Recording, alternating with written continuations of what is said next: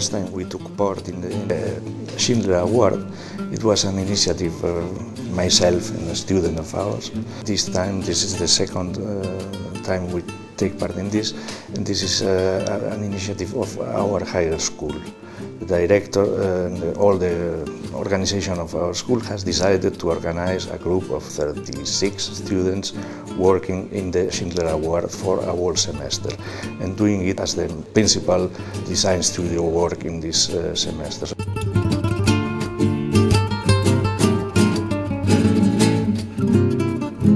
I am absolutely convinced that architecture is not a question of producing beautiful or impressive images, but is a question related with the conditions of life of everybody. And then architecture has not to build or to make images, it has to build buildings and places for living people.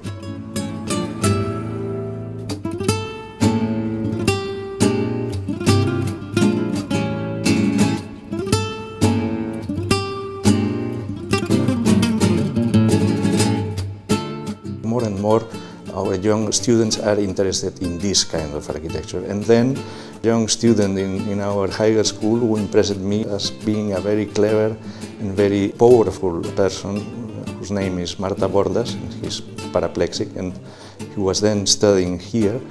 And I realized that in knowing her that these kind of persons suffering these kind of problems should be helped by everybody, and not because the will to help other people, but because in helping them and in working with them, I am improving my own quality of life, and I feel much happier since then than I was previous to this.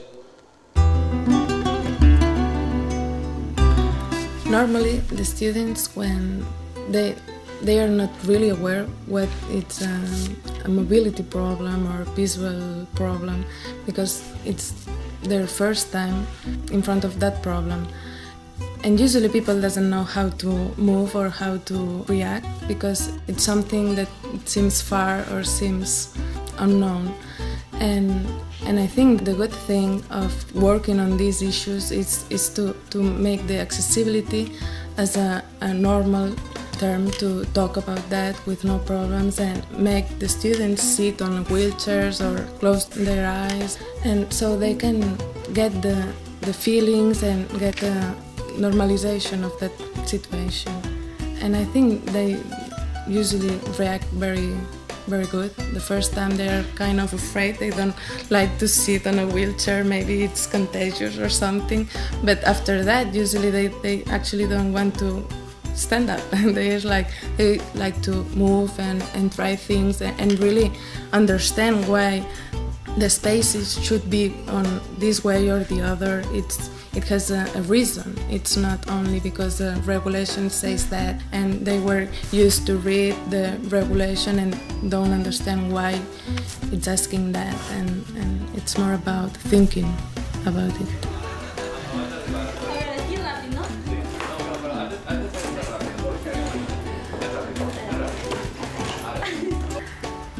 My vision of architecture would be having the accessibility parameters inside the project.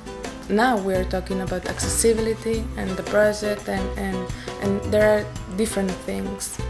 In some years, I think I would like not to have the need to talk about this, because it's something logic.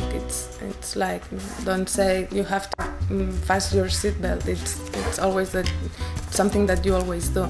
And I think when this is very assimilated, it's when people start thinking from there, and then you design.